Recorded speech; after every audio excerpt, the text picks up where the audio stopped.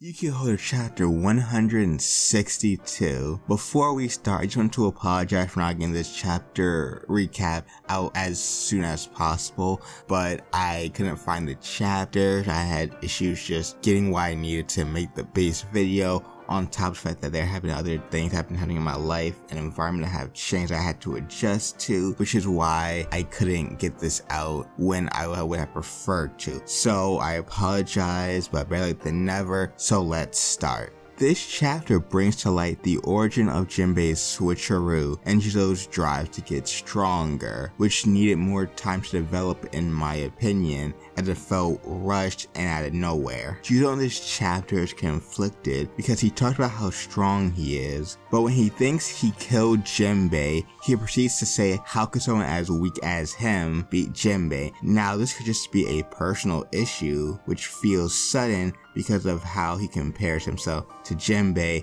but I felt we needed more time with Juzo as a character to really feel for his strife, to make this feel more impactful. He questions how Jinbei got so strong, never seeing him train, fight in battles he doesn't need to get involved in, sitting around talking to people who he will live longer than. Juzo questions these many acts of Jinbei over the years and why he does them. And I think he feels this way when he's questioning this because he is driven by a purpose to swing his sword and to practice and to train for his whole life to do this one thing, while Jinbei just seems to just do whatever, and he's still strong, he's happy, he is, living the life he wants to live. I think that's the reason why, just comparing their two experiences and what is driving them, what's pushing them. This goes to show Jinbei likes people, hearing their problems, and communicating. Being immortal and powerful isn't as important to him as being the guy he's always been. He deduces Juzo's mad at the world for killing his parents and questions what he will do after he slays the gods he is so angry at. Juzo has no response. He has the power, but what good will it do him after he accomplishes his goal with no other goal ahead to drive him forward? Juzo tries to tear out the parasite Ball made off of him, but it looks like it's too late to free himself unless Jinbei can do something about it, which could be possible. Jinbei reveals that his switcheroo technique is actually called the border of non and supreme polarity. It's like they're looking at what's happening as players playing a game on a chessboard. Basugo answers Iku's question about switcheroo's origin, not believing it could come from a mere mermaid, to find out it is said to be from a pact made with an unusual